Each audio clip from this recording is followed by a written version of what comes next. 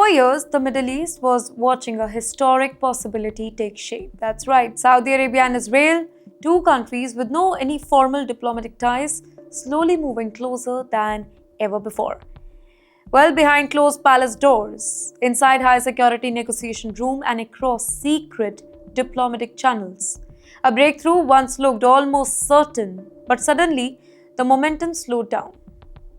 The warmth cooled, and now analysts are asking a big question. Why did Saudi Arabia hit the brakes? You're watching TimesXP. It's me, Dhriti Atri, and let's start with the moment that created global expectations. In recent years, several Arab nations normalized relationship with Israel under the Abraham Accord. The UAE did it, Bahrain followed, Morocco joined, and the biggest prize everybody expected next, it was Saudi Arabia, because Saudi Arabia is not just another country, right? It is the political and religious heavyweight of the Arab world. If Riyadh normalized relationships with Israel, it could have reshaped Middle East alliances overnight. But just when the deal looked really possible, the signal, it changed. Meetings slowed, public statements became really cautious, and Saudi leaders stopped showing visible urgency. At first, many believed that Gaza tensions alone caused the pause, but new regional analysts, they suggest something deeper is happening right now, something connected to power, image, and long-term survival inside the kingdom. And wait, at the center of all of the story is just one man, Crown Prince Mohammed bin Salman. Now, popularly, he is known as MBS. He is the face of Saudi Arabia's modern transformation. He wants to diversify the economy, reduce the oil dependency, open Saudi society to global business and tourism.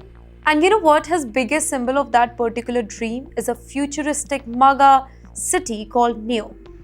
NEOM is not just a city project, it's a global statement for Saudi Arabia, a desert turning into technology hub, a place designed to attract global investors, a symbol showing that Saudi Arabia is stepping into the future. Well, MBS has personally attached his leadership image to NEOM's success, which, by the way, means that anything that damages Saudi public sentiments or maybe create regional anger, it could impact investors' confidence in these mega plans. And this is where Israel's relationship, it becomes really sensitive. Saudi Arabia holds a very unique position in the Muslim world, right? It dominates it. It is home to Islam's two holiest cities, Makkah and Medina. That gives Saudi royal family massive religious influence. Any move involving Israel is closely watched, not just inside Saudi Arabia, but across the global Muslim population. In the meantime, regional observers say that MBS is walking a very delicate political tightrope. On one side, he wants stronger ties with the United States, access to advanced defense system and economic collaboration with the Western partners. But on the other side, he must maintain legitimacy among conservative domestic audience and regional allies who strongly supports the Palestinian cause. Balancing both the sides, it is extremely complicated for them. And then there is Gaza conflict that made this balancing even more fragile for him.